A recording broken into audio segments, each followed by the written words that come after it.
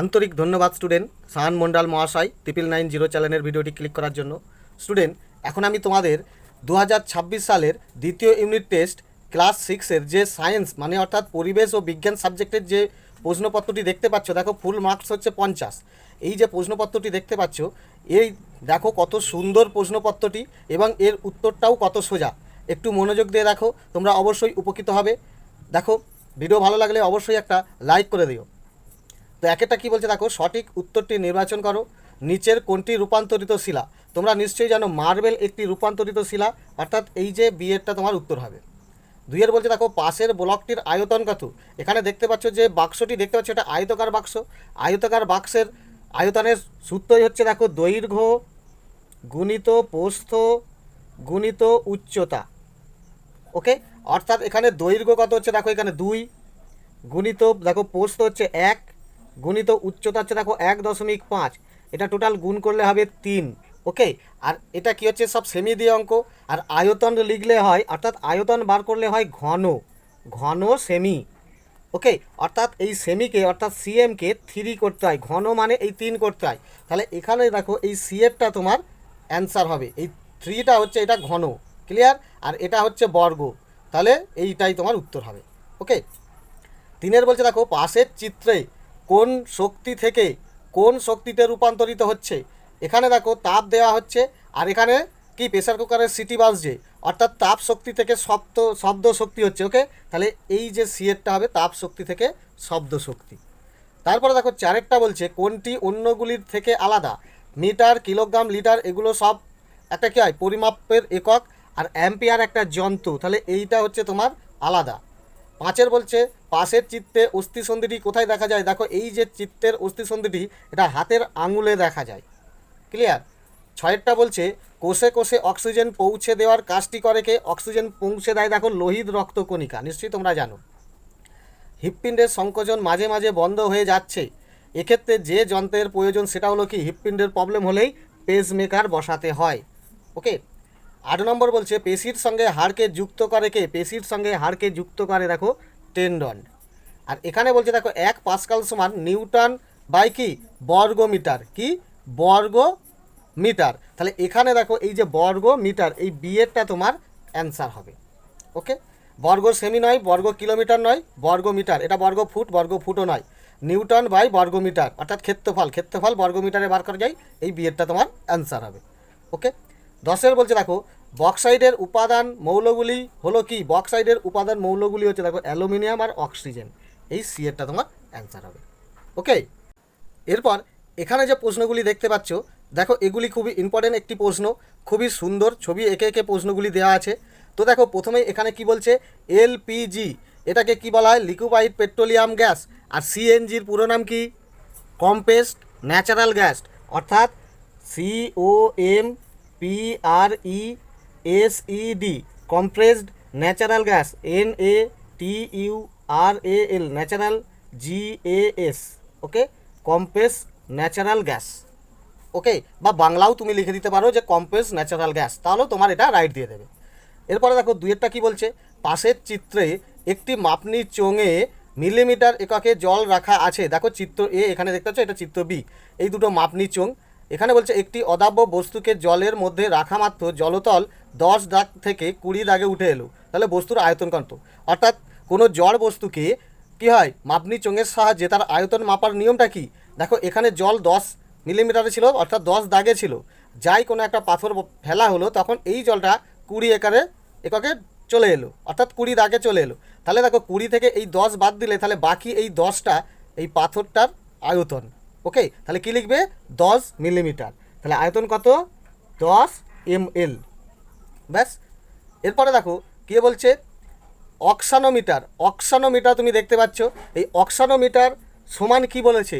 Dash যুক্ত মিট্রোয়েজ, তাহলে auxin যুক্ত মিট্রোয়েজ। তাহলে এখানে কি লিখতে হবে? অক্সিন,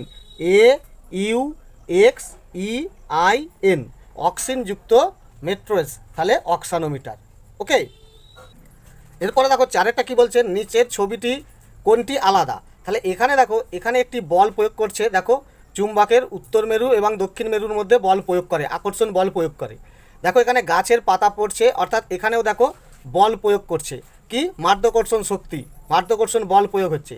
এখানে দেখো একটা কোষ দেখিয়েছে, অর্থাৎ তোমার হচ্ছে প্লাস, এদিকে মাইনাস, ঠিক আছে। তাহলে কোষ বলছে এটা সেল হবে, একটি সেল দেখিয়েছে যার প্লাস এবং মাইনাস, তাহলে এটাও দেখো প্লাস মাইনাসের আকর্ষণ বিকর্ষণ করে, এখানেও একটা বল কাজ করে, কিন্তু এখানে দেখো গতি শক্তি কাজ করে, যার কারণে এই ডিএরটা তোমার আলাদা হয়ে যাবে। ক্লিয়ার। এরপরে 5এরটা বলছে তোমার খাবার যখন হজম হয় আমি এসে জীবাণুকে ধ্বংস করি, অর্থাৎ পাকস্থলিতে এটা বের হয়। আমি তোমার পাকস্থলিতে বসবাস করি, তাহলে আমি কে, আমি হচ্ছে হাইড্রোক্লোরিক অ্যাসিড, অর্থাৎ HCl এটা দিয়ে দেবে, বা হাইড্রোক্লোরিক অ্যাসিড। ক্লিয়ার। এরপরে দেখো 6এরটা বলছে তোমার হাতের যে পেশি হাতে নড়াচড়ার জন্য প্রয়োজনীয় তাদের একটি নাম লেখো। দেখো হাতের পেশিকে বলা হয় কঙ্কাল পেশি, তো এখানে তুমি দিয়ে দেবে যে কঙ্কাল পেশি। ওকে, কঙ্কাল পেশি। ব্যাস, তাহলে এই প্রশ্নগুলোও খুবই সোজা। এরপর 3এর দাগেরটা কী প্রশ্ন আছে দেখো, এখানে দেখো একটা হৃৎপিণ্ডের ছবি দিয়েছে, 1 2 3 4 5 6 করে চিহ্নিত জায়গা দেখিয়ে দিয়েছে। তাহলে এখানে যে নামগুলো আছে দেখো, মহাধমনী, বাম অলিন্দ, বাম নিলয়, ডান নিলয়, ফুসফুসীয় ধমনী, কোথায় বসাতে হবে। ওকে, তাহলে দেখো তোমার এখানে এই যে মহাধমনী, এই যে এটাকে বলা হয় মহাধমনী, এইটা অথবা এইটা, এটাকে বলা হয় মহাধমনী, তাহলে এখানে লিখে দেবে যে মহাধমনী। ওকে, এরপরে বলছে দেখো বাম অলিন্দ, বাম অলিন্দ কোনটা, এই দিকটার উপরে হচ্ছে এইটাকে বলা হয় বাম অলিন্দ, তো এখানে লিখে দেবে বাম অলিন্দ। ঠিক আছে, হৃৎপিণ্ডের উপরে থাকে অলিন্দ, এদিকে বাম অলিন্দ, এই দিকটায় ডান অলিন্দ। ওকে, আচ্ছা বাম নিলয়, নিচে থাকে নিলয়, তাহলে এইটা হয়ে যাচ্ছে বাম নিলয়। ওকে, এইভাবে চিহ্নিত করতে হবে। এরপরে দেখো কি বলেছে ডান অলিন্দ, ডান অলিন্দ, তাহলে তুমি এই 6টা এখানে দেখতে পাচ্ছ, এই যে ওপরে এইটাকে বলা হয় ডান অলিন্দ, এই সরি ডান নিলয়। এটা 6টা হয়ে যাবে ডান অলিন্দ, যেটা তোমার চাইনে। আর 5এরটা হয়ে যাচ্ছে তোমার এখানে নিচে আছে নিলয়, এইটা হয়ে যাবে তোমার ডান নিলয়। ওকে, আর ফুসফুসীয় ধমনী কইটা, ফুসফুসীয় ধমনী হচ্ছে এই যে এটা দেখতে পাচ্ছ, এটাই হচ্ছে তোমার ফুসফুসীয় ধমনী বা শিরা। ঠিক আছে, তাহলে ফুসফুসীয় ধমনী তোমাকে এইটা দিতে হবে। তো এই একেরটাই লিখে দেবে এটা যে ফুসফুসীয় ধমনী। ওকে, দেখো অ্যাকচুয়ালি এই যে এটা দেখতে পাচ্ছ, এটা হচ্ছে তোমার মহাধমনী, যেটা এখানে কোনো চিহ্নিত দেয় না, তাহলে এইটাকেও তুমি ধমনী করতে পারো। আর এই যে এখান থেকে এটা ফুসফুসীয় ধমনী, এটাও তুমি এর কাজ করে। ঠিক আছে, তুমি এই তুলনা করে দিতে পারো। ওকে, অথবা দিয়ে এখানে যে তোমাকে তথ্যটা দিয়েছে দেখো, এখানে কঙ্কালের ছবি দিয়েছে, এই যে তথ্যগুলো তোমায় লিখতে হবে। রেডিয়াস, রেডিয়াস কোনটাকে বলে, রেডিয়াস দেখো, রেডিয়াস বলা হয় এই যে এখানে যে মোটা হাড়টা, এইটাকে বলা হয় রেডিয়াস, তাহলে এই 5এরটাই তোমার হয়ে যাবে রেডিয়াস। ওকে, আলনা কোনটা, আলনা এইটা, এদিকে ছোটোটা, এইটা হচ্ছে আলনা। হিউমেরাস কোনটা, হিউমেরাস এই বাহুটা হচ্ছে, এই হাড়টা হচ্ছে হিউমেরাস, এখানে লিখে দেবে হিউমেরাস। ওকে, আচ্ছা পেলভিক গার্ড মানে গার্ডল, পেলভিক গার্ডল বলা ওইটাকে, এই যে এইখানে এই যে জোড়টা, এইটাকে বলা হয় পেলভিক গার্ডল। ওকে, ফিমার কোনটা, ফিমার এই সবচেয়ে বড় হাড়, এইটাকে বলা হয় ফিমার। ব্যাস, এই তথ্যগুলো তোমার খালি তুলে দিতে হবে, ব্যাস, তাহলে তুমি অনায়াসে এই নম্বরটা পেয়ে যাবে। ওকে, এরপরে দেখো 4এর দাগের যে প্রশ্নগুলি পড়েছে পুরো সোজা, দেখো আমি বলছি তুমি সম্পূর্ণ বুঝতে পেরে যাবে। প্রথমেই বলছে দেখো জীবাশ্ম কাকে বলে, তাহলে জীবাশ্ম কাকে বলে, যে কোটি কোটি বছর ধরে মাটির নিচে বা কোনো শিলার নিচে জীব চাপা পড়ে তার উপরে যে ছাপ তৈরি করে পাথরে পরিণত হয় তাকেই বলা হয় জীবাশ্ম। ওকে, এর একটি অর্থনৈতিক গুরুত্ব কি, এর একটি অর্থনৈতিক গুরুত্ব হচ্ছে জীবাশ্মকে জ্বালানি হিসাবে ব্যবহার করা হয়, এবং জীবাশ্ম সাহায্যে যে মার্বেল পাথর তৈরি হয় বা পাললিক শিলাই তৈরি হয় তা মূল্যবান শিলা হিসাবে ব্যবহার করা হয়। তাহলে এটা তুমি তুলে দিতে পারবে। বা আরেকটা অর্থনৈতিক দিক বলতে পারো যে জীবাশ্মর সাহায্যে কোনো জীবের অবস্থান পৃথিবীতে তার যে অস্তিত্ব ছিল সেই অবস্থান এবং ভবিষ্যৎ সম্পর্কে জানা যায়। ক্লিয়ার। আচ্ছা 2 নম্বর বলেছে দেখো সংকর ধাতু বলতে কী বোঝো, তো এটাই সোজা যে এক ধাতুর সঙ্গে আর এক ধাতু মিশিয়ে যে নতুন ধাতু তৈরি করা হয় তাকে বলা হয় সংকর ধাতু, যেমন ব্রোঞ্জ, পিতল। ক্লিয়ার। আর পিতল এর উপাদান কি কি, পিতল দেখো তামা ও দস্তা, তামা ও দস্তা মিশিয়ে পিতল তৈরি করা হয়, তাহলে পিতলও একটা সংকর ধাতু। তাহলে এই দুটোও খুব সহজ পড়েছে। 3এরটাও দেখো খুব সহজ পড়েছে। কি বলেছে, পাশের চিত্রে একটি কয়েলের ব্যাস 2 সেন্টিমিটার, এখানে কয়েল একটা গোল দিয়েছে, এর ব্যাস দিয়েছে দেখো 2 সেন্টিমিটার। তাহলে কয়েলটির উপরিতলটির ক্ষেত্রফল কত? উপরিতল মানে শুধু এইটা, এই রকম একটা, এর উপরিতলের ক্ষেত্রফল তোমাকে জানতে চাইছে, ঠিক আছে। তাহলে উপরিতলের ক্ষেত্রফল দেখো, এই যে টোটাল আমি গোটা বৃত্ত অর্থাৎ গোটা বলের আমি ক্ষেত্রফল বার করে নেব। ক্ষেত্রফল বার করানোর পরে একে যদি অর্ধেক করে দিই তাহলে আমি সহজেই কী হয়, বৃত্তের ক্ষেত্রফল পেয়ে যাব। আচ্ছা, বৃত্তের ক্ষেত্রফলের সূত্র দেখো পাই আর হোল স্কয়ার। ওকে, এবারে এখানে বুঝে নাও সহজে, পাই মানে 22/7 ইন্টু আর মানে হচ্ছে ব্যাসার্ধ, আর মানে ব্যাসার্ধ, তাহলে ব্যাসের অর্ধেককে বলে ব্যাসার্ধ, 2-এর অর্ধেক হচ্ছে 1, তাহলে 1 গুণিত 1, তাহলে এইটা টোটালি হয়ে যাবে 22/7। একে আবার 2 ভাগ করে দাও মানে ভাজিত 2, ঠিক আছে। ধরো এখানে আমি করছি, ধরো 22/7কে ভাজিত 2, অর্থাৎ এটা হয়ে যাচ্ছে দেখো 22/7 ভাজিতককে গুণিতক করলে নিচে 2, তাহলে 2 11 22, তাহলে উত্তর হচ্ছে দেখো 11/7। এটা ভাগ করলে পাবে 1/4/7, দেখো 7 একে 7 4 11, তাহলে 1/4/7, ঠিক আছে। তাহলে ক্ষেত্রফল কত? 1/4/7। যেহেতু দেখো ক্ষেত্রফল বার করেছো, লিখতে হয় বর্গ, আর এখানে সেন্টিমিটার মানে সেমি সেন্টিমিটার, তাহলে 1/4/7 বর্গ সেমি। খুব সহজেইভাবে তুলে দিতে হবে। ওকে, 4এরটা বলছে দেখো শক্তির সংজ্ঞা দাও, এটাও খুব সোজা, কাজ করার সামর্থ্যকেই শক্তি বলে, ইজি। এটার পরে কোশ্চেন দিয়েছে দেখো, এ বস্তুটি টেবিল থেকে গড়িয়ে মাটির নিচেতে পড়লো, দেখো নিচে মাটিতে পড়লো, তাহলে এই যে বস্তুটা ধরো নিচে পড়লো, তাহলে এখানে শক্তির পরিবর্তন আলোচনা করো, তাহলে কোন শক্তি থেকে কোন শক্তিতে রূপান্তরিত হলো, তাহলে এখান থেকে স্থিতিশক্তি ছিল, অর্থাৎ দেখো স্থিতিশক্তি থেকে নিচে পড়ে গেল, অর্থাৎ গতিশক্তি হলো, বা স্থিতিশক্তি থেকে গতিশক্তির পরিবর্তন হলো, এইটা তোমাকে তুলতে হবে। এরপরে দেখো 5এরটা বলেছে, কি বলেছে, পাশের বাড়িতে টিনের চাল ঝড়ের প্রভাবে যদি উড়ে যায়, এখানে কোন নীতির প্রভাব তুমি লক্ষ্য করো? দেখো বার্নৌলির নীতি। ওকে, কার নীতি? বার্নৌলি। ওকে, বার্নৌলির নীতি সোজা। আর বলছে দেখো এই নীতি আরও একটি প্রয়োগ কিসে ব্যবহার করা হয়? ব্রিজ তৈরিতে। কি তৈরিতে? ব্রিজ তৈরির সময়। বীজ তৈরির সময় এই বার্নৌলির নীতিটাকে কী হয়, লক্ষ্য করে অর্থাৎ মান্য করে বীজ সম্পূর্ণ তৈরি করা হয়, যাতে বায়ুপ্রবাহ সঠিক কেটে বেরিয়ে যায়, বীজের ওপর না চাপ পড়ে।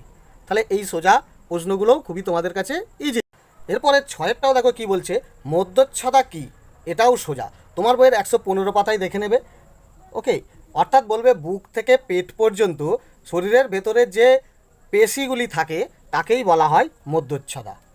এরপরে বলছে শ্বাসনালিকা বলতে কি বোঝো? শ্বাসনালিকা বলতে অর্থাৎ তুমি বলবে যে নালীপথে বাতাস থেকে অক্সিজেন গ্রহণ করে ফুসফুসে পৌঁছে দেওয়া হয়, সেই নালীপথকে বলা হয় শ্বাসনালিকা। ওকে, আর এর কাজ কি?